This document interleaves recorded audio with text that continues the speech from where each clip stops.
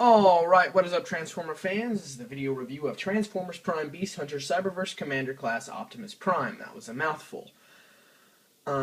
This is the Forge of Solus Prime updated version of Optimus. He's the Season 3 Optimus, he's beefed up, he's overpowered, that all good, super robot goodness, But, anyway, this is the Cyberverse version, and there's some differences here in his vehicle mode, but I've got his weapons pegged on to, the ports here. Let's go ahead and get those out of the way so we can talk about the vehicle mode. These weapons are a bit of a disappointment because this is a huge missile launcher, and what it does is it's a flick missile, so you're supposed to just push on it, I guess, and it's supposed to fire, but I'm not getting it to. There you go. So, I mean, it's pretty powerful, but he doesn't have a gun like this. The only gun that Optimus has like this is on the Voyager toy. So, and then he comes with, I guess that's supposed to be the Star Saber. I mean, look, it's tiny. That's not the Star Saber. Look how it is compared to the gun. That is tiny. That is a tiny sword. You know what? I'm going to call this the Star Dagger, because this is not a Star Saber. So he can have his little Star Dagger, because this is tiny. I mean, even for a Cyberverse weapon. I mean, look at this. Look how much bigger the gun is compared to the sword. Long story short, I'd rather have a long sword than the gun and the sword. So, there's that. He has two peg holes that those were in, one right here on this little roll cage bit, and that's where he's different from the Voyager. He does not have the jetpack at all. This Cyberverse version does not fly, apparently. He just has this really cool armored kind of cavity where I guess you could put stuff in here, right here, because you can, you can't fit a Cyberverse guy in there, but there are some peg holes on the inside that look like you could put weapons in there. So, I haven't tried it, and I don't want to because it's a really tight fit, but that's that. He kind of has an armored roll cage. It's a little more believable than a flying jet-powered truck. This kind of looks like an armored military transport. So, that's cool.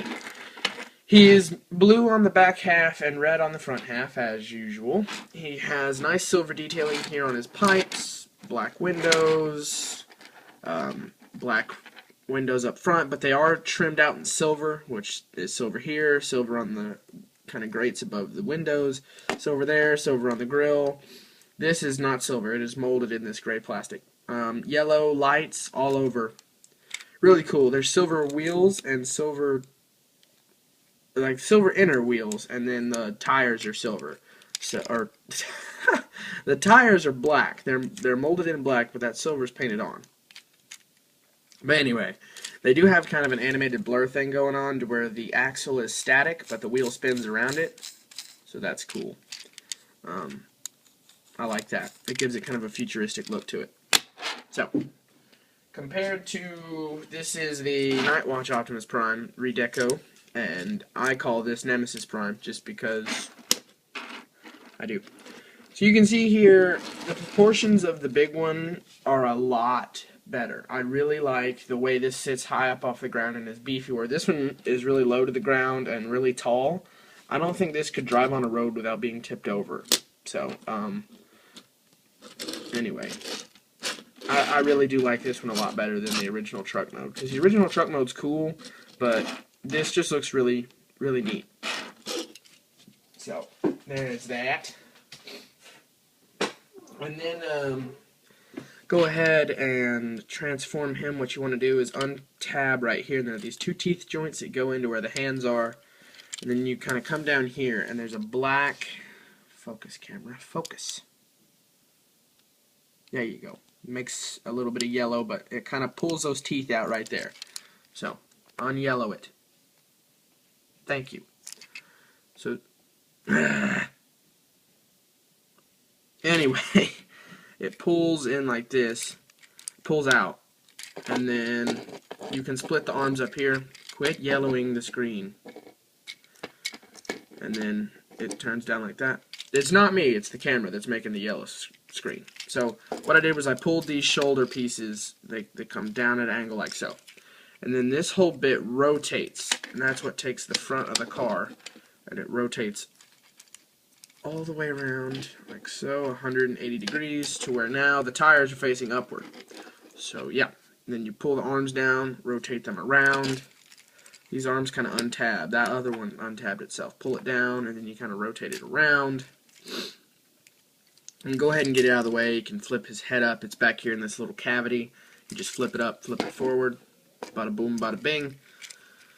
And take the legs, split these apart. You can take the feet, flip them out like that. And then these little roll cages flip forward and make armor on the front of the shin. So watch, I'll show you. I'll show you how that happens right there. So there you go. Then you take this waist bit, and it's on kind of an L-shaped joint, and it just kind of angles itself down in here, and it locks back here into the torso.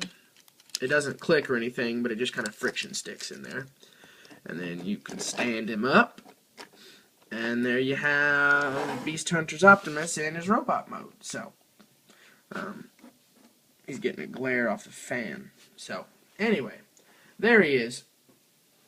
He's really cool. You can see nothing has changed. The only detail that we see now is a silver Autobot logo right there and silver thingies for his arms. So I'm going to get a close-up of his face because the head sculpt is a little weak on this one. It looks kind of fat and flat.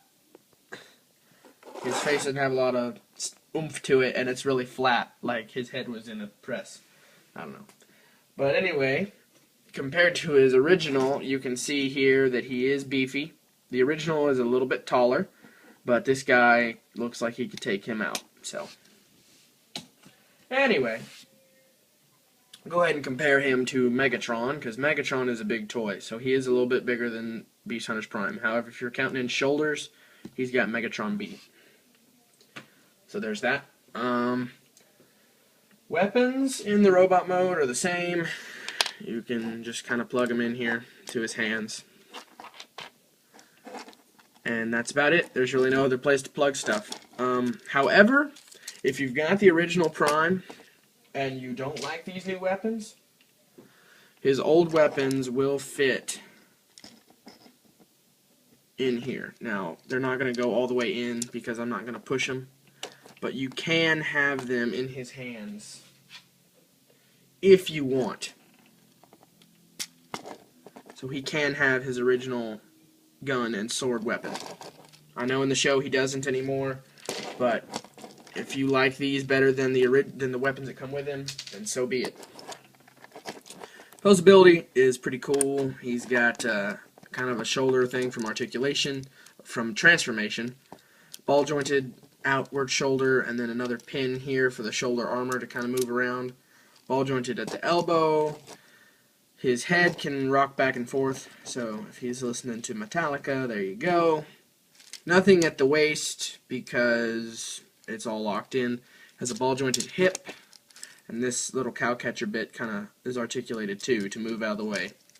He's got a full 90, come on now, full 90 degree, a little more than 90 degree bend here at the knee, and then the foot kind of angles. So, he's cool. I really like him. He reminds me a lot of Galaxy Convoy with his beefiness. Couldn't get that word out. But anyway, I like him. He's cool. In the show, he's this way, so this is a nice little representation. And even though the wheels aren't supposed to be there, I like him on this one. It kind of gives him a War for Cybertron vibe, so I think it looks really cool. But anyway, thank you for viewing this video, and I definitely pick this guy up if you see him. So, bye!